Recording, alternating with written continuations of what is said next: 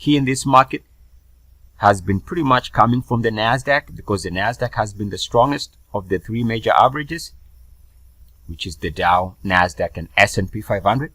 And as long as we can see the Nasdaq continuing to push its weekly RSI above 69.1,